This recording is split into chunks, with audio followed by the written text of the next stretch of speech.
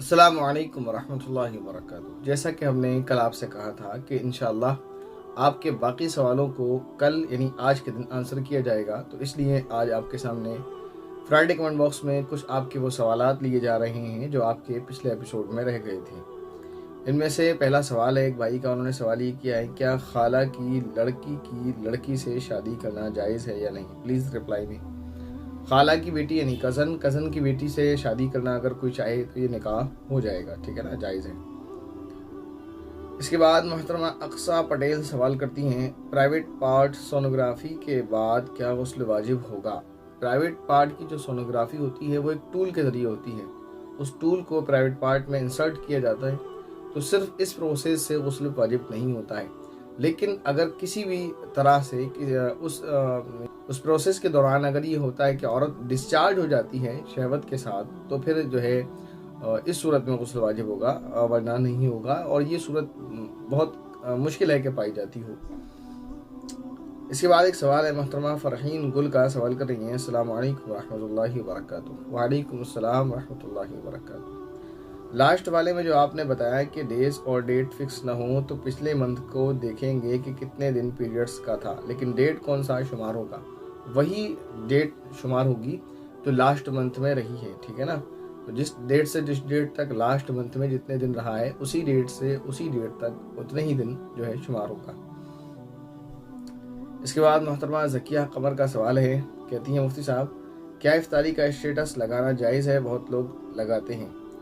इसको नाजायज़ तो नहीं कहा जा सकता, अलबत्ता ये पसंदीदा और बेहतर काम नहीं है कि आप इफ्तारी का स्टेटस लगाएं, या जैसे लोग सहरी मुबारक या पहली सहरी, दूसरी सहरी, तीसरी सहरी रोज़ाना के हिसाब से इस तरह का स्टेटस लगाते हैं। ये बिल्कुल लायानी काम है, फालतू काम है, बिला वजह का, जिससे दीन और दुनिया का कोई फ़ायदा नहीं है। इसी तरह इफ्तारी का स्टेटस अगर जैसे सहरी का लगाते हैं वैसे ही कि इफ्तारी मुबारक हो, तो ये पसंदीदा तो नहीं है कि इसको किया जाए।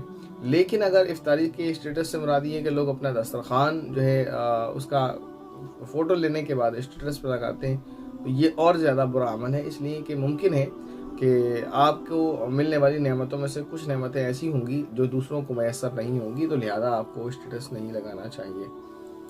इसके बाद उनका दूसरा सवाल है, मुफ्ती साहब जब तरावीह में 4 रकात के बाद आराम करना होता है, बैठना होता है, तो वो कितनी देर का वक्फा होना चाहिए? आराम करना होता है, ये कोई सुन्नत नहीं है।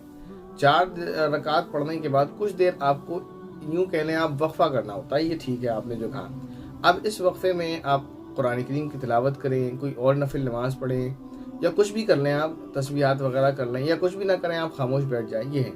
अब सवाल ये है कि कितनी देर बैठें, तो इसका जवाब ये है कि अहले मक्का का हमें ये तरीक़ा मिलता है कि वो इस 4 रकात के बाद तवाफ़ करते और 2 रकात नफिल नमाज पढ़ते थे, और अहले मदीना का तरीक़ा ये मिलता है कि वो 4 रकात नमाज पढ़ते थे। अब उससे आपको यानी इस बात से आप अंदाज़ा कर लें कि कितनी देर 4 रकात के बाद हमें बैठना चाहिए। इसके बाद एक जो वीडियो अभी हमने आपको बताया था प्राइवेट पार्ट में दवाई डालने के ताल्लुक से, उसी पर एक सवाल है एक बहन का, इनका नाम है नेहा खान। उन्होंने सवाल ये किया, क्या रोज़ा रख सकते हैं दवाई लेने के बाद? दवा लेने के बाद बिल्कुल रोज़ा रख सकते हैं, उसमें क्या हर्ज है, लेकिन रोज़े में ये अमल ना करें, ठीक है ना। बाकी जो है दवा आप ये लेने के बाद अगले दिन आप रोज़ा रखना चाहें तो आप रोज़ा रख सकते हैं। इसके बाद ये कहती हैं, शुक्रिया मुफ्ती जी, मैं भी इस मसले में बहुत परेशान थी। मेरी भी फज्र लिखा है, फज्र की नमाज क़ज़ा होती थी, या फिर मैं भी फज्र में गुस्ल करती और फिर ज़ोहर में भी ज़्यादा गुस्ल करने से तबीयत भी ख़राब हो रही थी। जी, तो आपको मालूम हो गया मसला, इससे आपको फ़ायदा हो गया, वरना मसला ना मालूम होने की वजह से देखें आप कितना बड़ा नुकसान उठा रही थी। इसलिए तो कहा जाता है कि आप दीन को सीखें, और उसके बहुत आसान तरीक़े हैं सीखने के लिए, अगर आप सीखना चाहें तो। बहरहाल इसके बाद भाई मुख्तार अहमद सवाल कर रहे हैं, कहते हैं, अस्सलाम वालेकुम हज़रत। वालेकुम अस्सलाम रहमतुल्लाहि व बरकातुहू। कहते हैं, आपने नाम बताया ना ऐप का फ़ोटो दिखाया, हम कैसे डाउनलोड करें?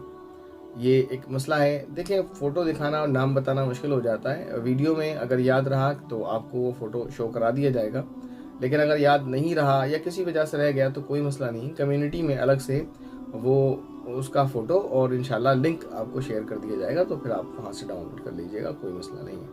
या फिर आपको एक और तरीका मैं बताऊँ, आप गूगल पर सर्च करें कशकोल राही हिजाज़ी या कशकोल उर्दू, उसे सर्च कर लेंगे आप तो वो आ जाएगा आपके पास एक एप्लीकेशन, उसमें कुरान करीम भी मौजूद है, اور اس میں بہت سارے فیچرز ہیں. آپ اس کی ویڈیو دیکھ سکتے ہیں یوٹیوب پر. کشکول حجازی، کشکول اردو اس طرح سرچ کریں گے. اس کے فیچر کیا ہیں، فائدے کیا ہیں. اس میں سب سے بڑا فائدہ یہ ہے کہ آپ چاند کی تاریخ سے اپڈیٹ آپ کو ملتی رہے گی. اور اسی طرح اس میں بہت ساری چیزیں اور ہیں. اس میں قرآن کریم بھی موجود ہے، تو آپ اس کو بھی ڈاؤن لوڈ کر سکتے ہیں. اگر آپ صرف قرآن کریم ڈاؤن لوڈ کرنا چاہتے ہیں تو پھر میں آپ کو انشاءاللہ یا تو ویڈیو میں یا پھر کمیونٹی میں وہ آپ کو دکھا دیا جائے گا، یعنی لنک آپ کو دے دیا جائے گا. اس کے بعد محترمہ آر خان ایک سوال کر رہی ہیں، جو ایک شارٹ کلپ ہم نے اپلوڈ کیا تھا تراویح کے تعلق سے. اس میں ایک حدیث بیان کی تھی کہ نبی پاک صلی اللہ علیہ وسلم 24 رکعت نبی پاک صلی اللہ علیہ وسلم نے پڑھائی، 4 رکعت فرض اور 20 رکعت تراویح کی. تو یہ کہتی ہیں کہ 24 رکعت، 4 فرض اور 20 تراویح، اس میں 2 سنت موقدہ کیوں نہیں ہیں؟ تو سنت موقدہ جو ہیں وہ اس کے ساتھ نہیں ہوتی ہیں، جماعت کے ساتھ، اور اس میں امامت نہیں ہوتی، اس لیے اس کا ذکر نہیں ہے. اس حدیث میں صرف ذکر یہ ہے کہ نبی پاک صلی اللہ علیہ وسلم اس طرح جو ہے نماز پڑھاتے تھے.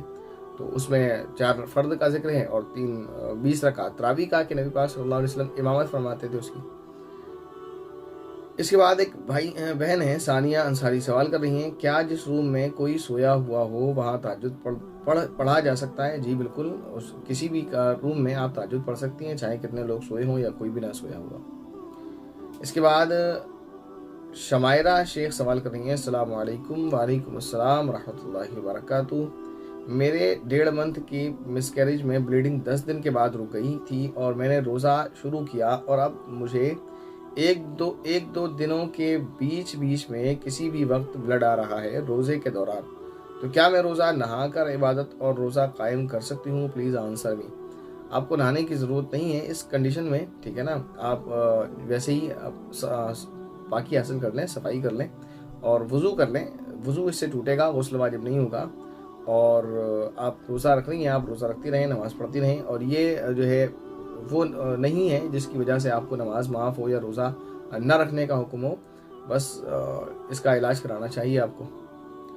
اس کے بعد ایک بہن ہے صوفیہ، وہ سوال کر رہی ہیں، السلام علیکم. وعلیکم السلام ورحمۃ اللہ وبرکاتہ. 34 ڈیز کا واشن ہونے کے بعد 7 ڈیز بلیڈنگ ہوئی کنٹینیو، پھر بند ہو گئی، تو غسل کر کے نماز روزہ کر سکتے ہیں کیا؟ Please reply. جی بالکل، آپ غسل بھی کریں، یعنی غسل کرنے کے بعد نماز روزہ سب جاری رکھیں. اس کے بعد ایک سوال ہے ایک بہن کا، انہوں نے سوال کیا ہے، السلام علیکم. وعلیکم السلام ورحمۃ اللہ وبرکاتہ. خیریت سے ہیں؟ جی الحمدللہ، اللہ کا کرم ہے اور آپ تمام بہن بھائیوں کی دعائیں. کہتی ہیں، میں رفعت نیپال سے، میرے رمضان کے متعلق کچھ ضروری کویشچن ہیں، پلیز جلد اس کا آنسر کیجیے.